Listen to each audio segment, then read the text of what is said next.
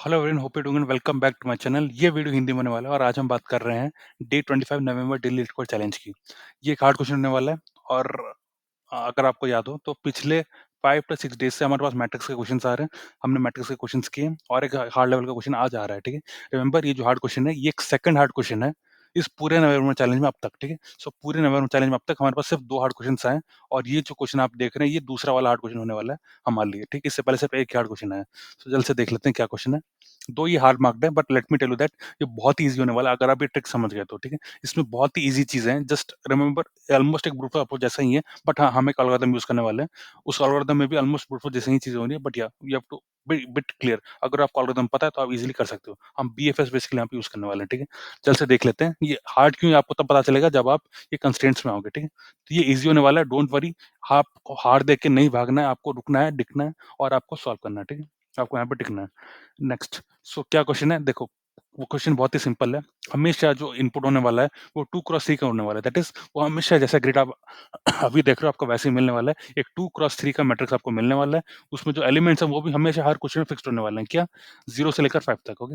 हर question में मतलब ये जो ग्रिड मिलने वाला है उसमें 0 से लेकर 5 तक एलिमेंट्स होने वाले हैं। ठीक है? अब समझ लेते हैं हमें करना क्या है। देखो, जो 0 है बेसिकली, जो आपको व्हाइट कलर का बॉक्स में दिख रहा है ना, जिसमें 0 लिखा नहीं है, पर ये बेसिकली 0 है, ठीक है? ये बेसिकली 0 है यहाँ पे, पर डायग्राम में नहीं मार्क्ड है। तो इस 0 को क्या करना है ना, ये बेसिकली शिफ्ट हो सकता है, ठीक है? इसके स ये हर अपने मतलब इसके जो भी हॉरिज़ॉन्टल या वर्टिकल एडजेसेंट हैं एलिमेंट्स, उनके साथ ये शिफ्ट हो सकता है, मतलब स्वैप हो सकता है, ठीक है? हमको इसको स्वैप करते-करते एक टारगेट स्टेट तक लेके आना है, जो कि ये है, ठीक है? ये होने वाला है हमारा टारगेट स्टेट। 1, 2, 3 पहले रो में, 4, 5 एंड 0 लास्ट रो में। तो अब अगर एग्जांपल 1 में देख लें, देखो, इसमें 1, 2, 3 ऊपर वाले रूम में, पर इसमें 4, 5, 0 होना चाहिए था, ठीक है? तो पर इसमें 4, 0, 5 है, तो हमको क्या स्वैप करना है? हमको 5 और 0 को स्वैप करना है, तो हमको टारगेट स्टेट मिल जाएगा, ठीक है? 1, 2, 3, 4, 5 एंड 0, ठीक है?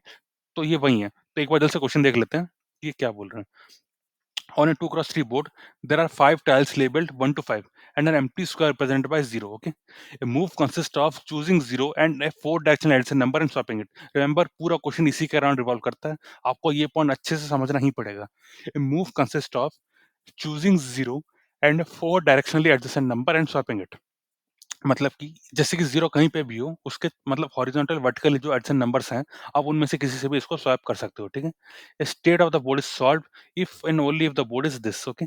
हमको इस बेसिकली स्टेट में लेके आना है, मतलब जो जो 0 को बेसिकली हमको स्वैप कराते जाना है, जब तक कि वो स्टेट में नहीं आ जाता, ठीक है? स्टेट में आने के बाद हम कह सकते हैं कि हमने बोर्ड को सॉल्व कर दिया, ठीक है? इस बोर्ड गेम को सॉल्व कर दिया। Given the puzzle board, return the least number of moves required so that the state of the board is solved, okay? यानी कि हमको इस स्टेट में आने के लिए कितने मूव्स की जरूरत पड़ी। मूव क्या है? बेसिकली ये एक मूव है, ठीक है? जब भी हम जीरो को उससे किसी एक एडजेसेंट से स्वैप करते हैं तो उसको वन मूव बोला जाता है, ठीक है? वैसे ही हमको बताना है कि कितने मिनिमम नंबर ऑफ मूव्स में हम इसको इस पर्टिकुलर टारगेट स्टेट में लेके आ सकते हैं, ठीक है? ये क्वेश्चन है, ठीक है? काफी सिंपल क्वेश्चन है, राइट? काफी छोटा और सिंपल क्वेश्चन था ये। अब जल्द से आ जाते हैं कि हमें करना क्या है। उससे पहले आप ये चीज़ एक बार समझ लो कि कंस्ट्रेंट्स क्या है। रिमेंबर, हर बार आपको यही बोर्ड मिलने वाला है, दैट इज़ 2 क्रॉस 3 का ही बोर्ड मिलने वाला है, ठीक है? ये चेंज नहीं होगा। ये चीज़ बहुत ही क्लियर और यहाँ पे ये मेंशन्ड है, ठीक है? नेक्स्ट, नेक्स्ट क्या होने वाला है, जो कि बोर्ड के एलिमेंट्स हैं वो हमेशा 0 से लेकर 5 तक ही होने वाले हैं, ठीक है? हमेशा, कहीं भी चेंज नहीं होने वाला है। रिमेंबर, 0 से लेकर 5 तक ही एलिमेंट्स होंगे, आप यहाँ पे देख सकते हो, राइट? अब तीसरी चीज़ क्या है, या तीसरी चीज़ इम्पोर्टेंट नहीं, जस्ट इतना कह रहे हैं कि एलिमेंट्स यूनिक होने वाला है, दैट इज़ 0 से लेकर 5 तक होने वाला है, कोई भी चीज़ 2 बार रिपीट नहीं होगी, ठीक है? फाइन। तो एक चीज़ देखो बहुत क्लियर है, ये बहुत ही छोटा हमको मैट्रिक्स मिला है, ठीक है? ये ज़्यादा बड़ा नहीं है, इसको आप ब्रूट फोर्स से भी सॉल्व कर सकते हो। बस ओनली एक चीज़ जो आपको ध्यान रखनी है वो ये है कि देखो, जैसे कि इस केस में एग्ज़ाम्पल 1 में क्या हुआ, मैंने 0 और 5 को स्वैप कर दिया, ठीक है? आपको सब उससे पहले खाली ये टारगेट से एक बार याद कर लो, क्योंकि आपको एग्ज़ाम्पल समझने के लिए आपको ये याद होना ज़रूरी है, ठीक है? पहले 1 2 3 उसके नीचे 4 5 एंड 0, ठीक है? अब एग्ज़ाम्पल 1 में आ जाओ।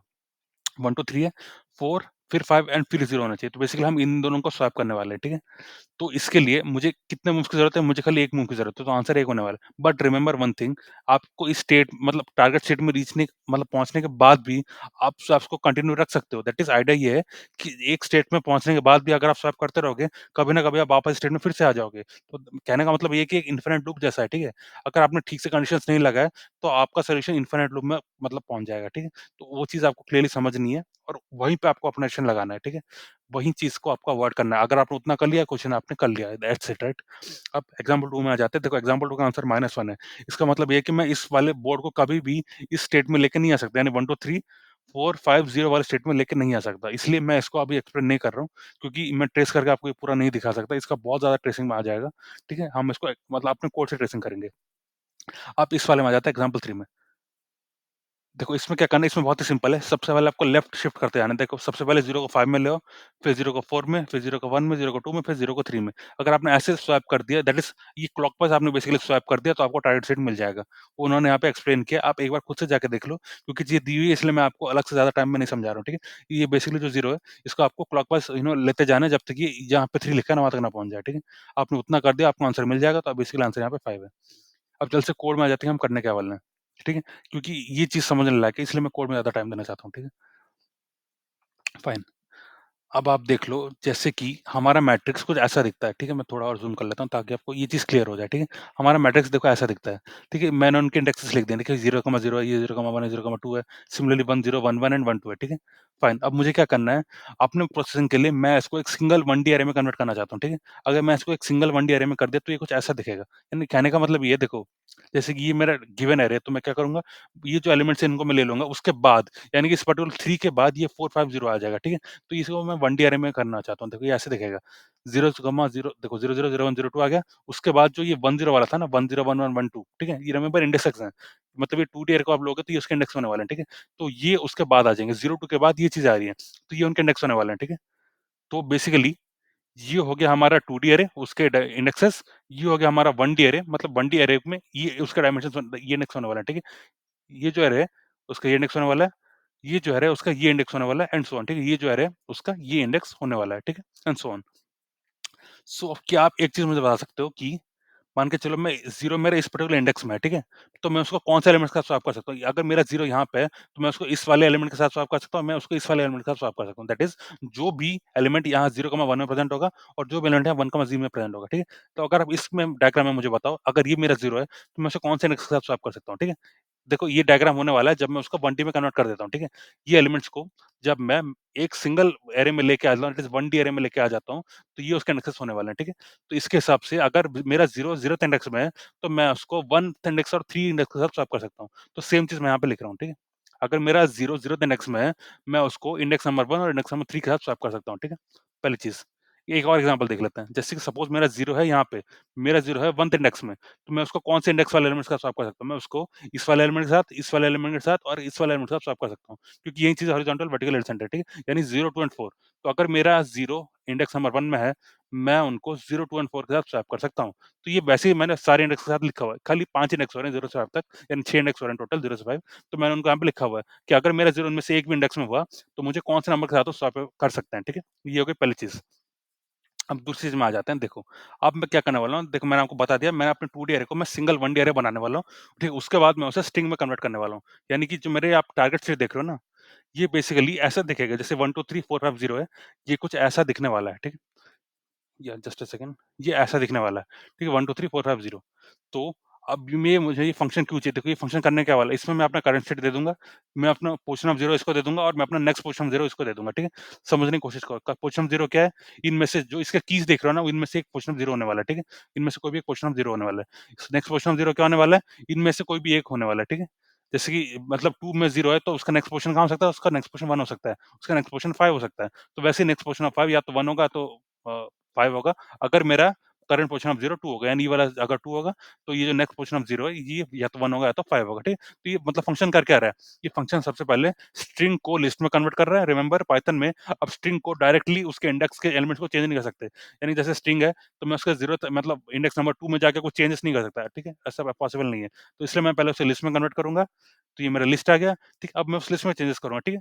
मतलब जो पोज़ीशन ऑफ 0 था, ठीक है? उसमें मैं इस वाले पोज़ीशन में जो एलिमेंट था उसको सेव कर दूँगा, ठीक है?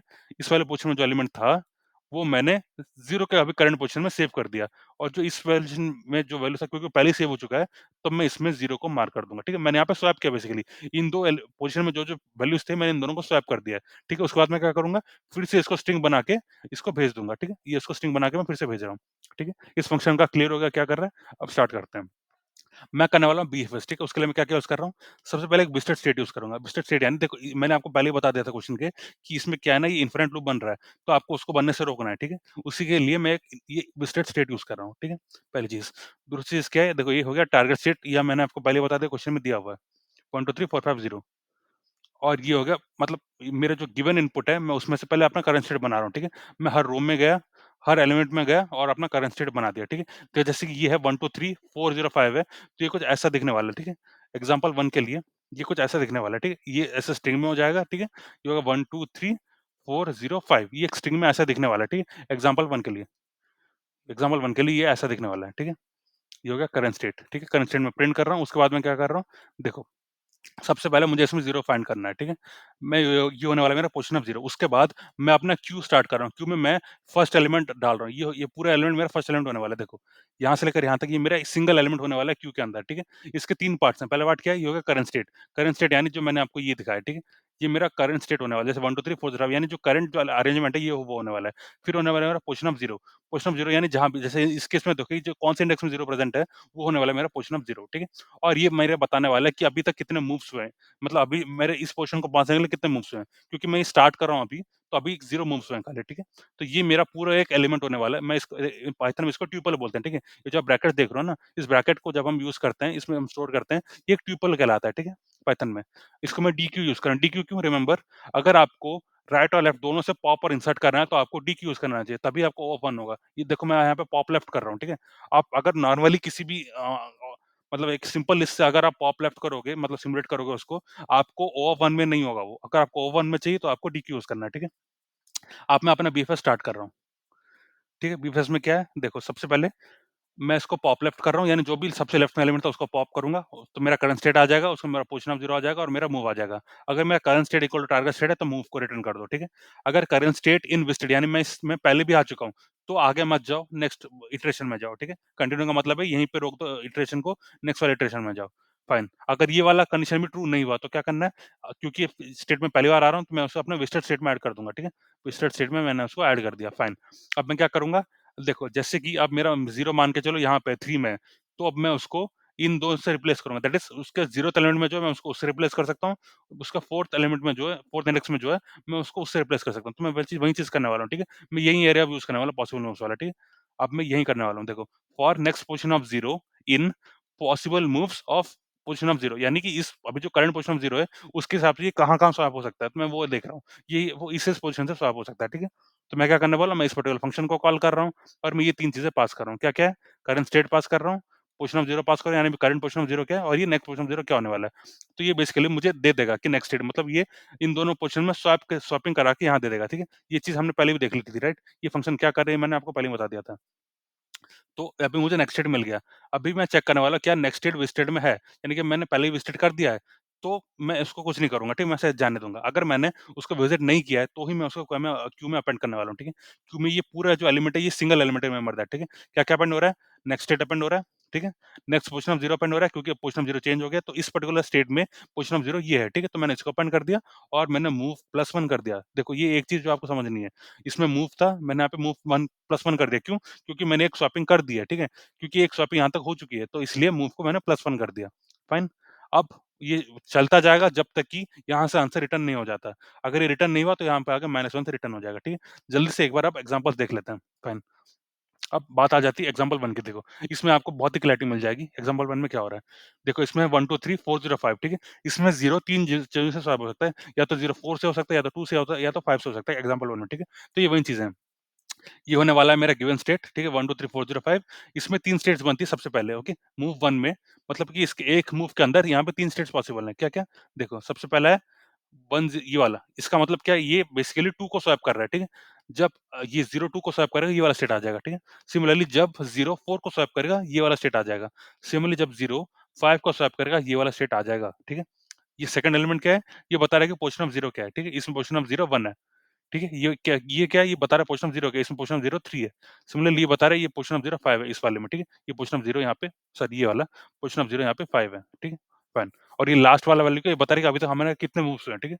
ये सारे मूव 1 वाले हैं। अब पहले रो में देखोगे तो सारे मूव 1 वाले हैं, ठीक है?